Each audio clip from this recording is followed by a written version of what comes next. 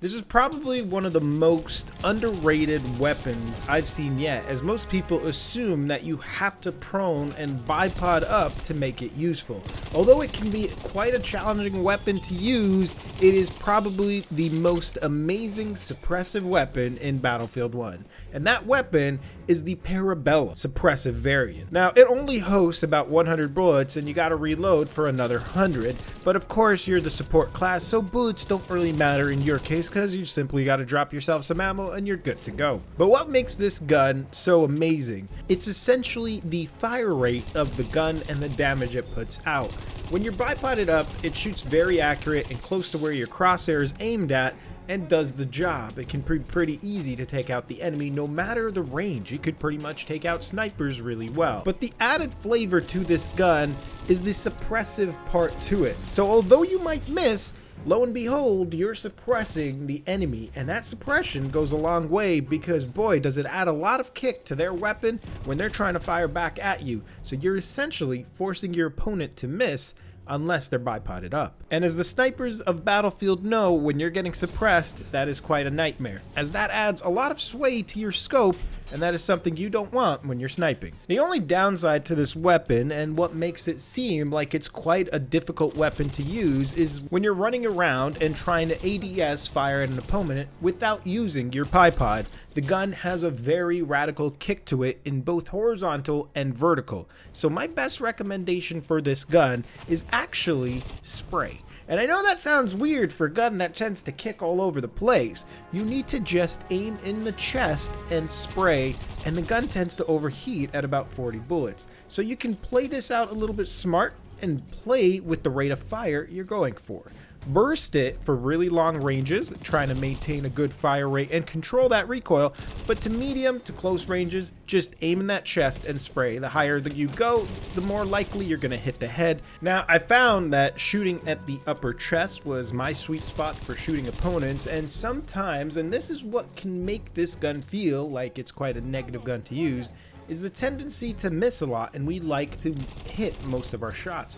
Just remember that this gun is a suppressive variant. So although you're missing, know that you are suppressing them. Know that you are making them miss, and you'll be surprised as to how easily it is to take out the opponent regardless of how much this gun kicks up on you. There are some important things to know when it comes to playstyle using this. It's not just about where you aim and bipoding up. When you're about to fire your opponent, know that if you are moving in any way whatsoever, your gun is going to kick more and it's going to be a lot harder to control that recoil.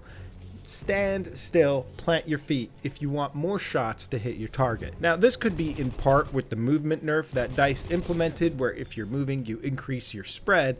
But know that with this gun, you can still ADS and strafe fire, but you are much more effective standing still and shooting. The other thing to point out is some people might say, well, I just want to use it for bipod firing, and they hate the time it takes to bipod to finally get your gun ready to fire.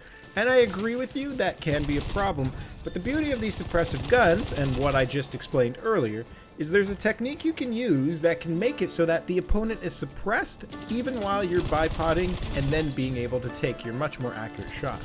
When you see an opponent in a distance, make sure to use the burst fire technique I mentioned earlier at your opponent.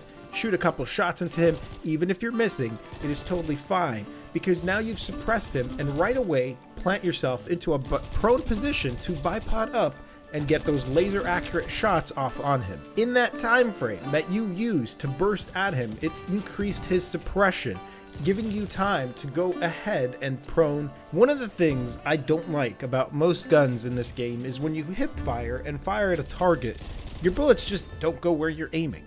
That's not the case with this gun, and it seems quite reasonable, and you know when to use it. Long range engagements are best when bipoded up.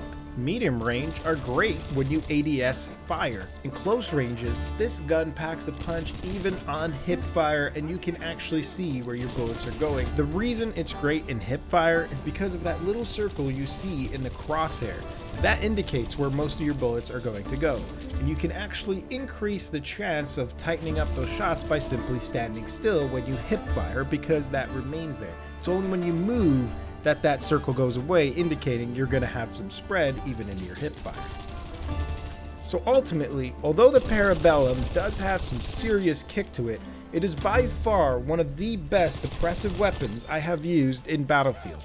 It is a hard weapon to use, but when you master that kick on the gun, when you ADS fire and try to take out your opponents at medium range, you'll be surprised how effective this gun is in any situation, in anywhere you go. And with that, I want to switch gears and talk about a new mouse that I got from Roccat, which is the Roccat Cone Ammo. They've just released a new mouse series and a new headset series, and I'm going to be giving away in a contest a free mouse and a headset that's going to be shipped out directly from the Roccat headquarters to some of you lucky viewers who enter in this contest. As you guys know, I am sponsored by Roccat, but I wouldn't pick a sponsor to sponsor me unless I believe in their products and what it has to offer. There's a number of things that make this mouse so amazing, and I want to go over those. It hosts the Owl Eye sensor, and what people don't realize is that this sensor reads 1-to-1 with what's happening. See, when people go out and buy themselves a new mouse, it could be the exact same thing, 1-to-1, but the difference is you're going to find some discrepancy between the DPI and the sensitivity. And as I'm a sensitivity freak, I need to have perfect 1-to-1 sensitivity. That's what the Owl Eye sensor does, and it actually is so good that it reads accurately between 400 to 3200 DPI. You can actually go as high as 12,000 DPI. But that's entirely up to you. Another thing that makes this mouse great is the level of detail in the drivers, where you can customize different things to it to allow it to read better and play better to your standards.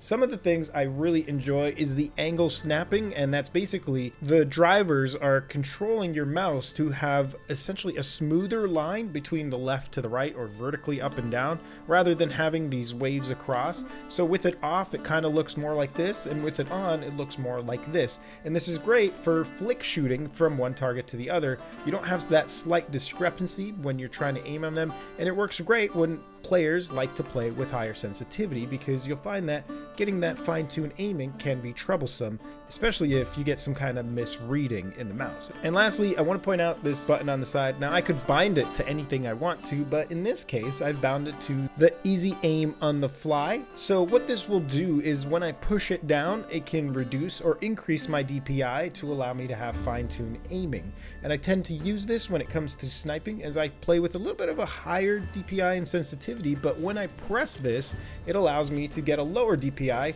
which allows me to fine-tune my aim for targets in distance that are essentially like a pixel shot that I have to take. So this helps me achieve just that. And with that, I really want you guys to try this out. And that's why I'm hosting this Christmas contest that I'm hosting on my channel. And in order to enter, look in the description. There's a link that you just have to go to, and you can enter in the contest there. There's multiple ways that you can enter, and Roccat will send you the gear your way. And with that, I want to say thank you guys for watching this video to the end. Please click that like button down below if you guys enjoyed this video, and click subscribe if you're new to this channel, and check out some videos on screen right now for more great content. And I'll catch you guys later.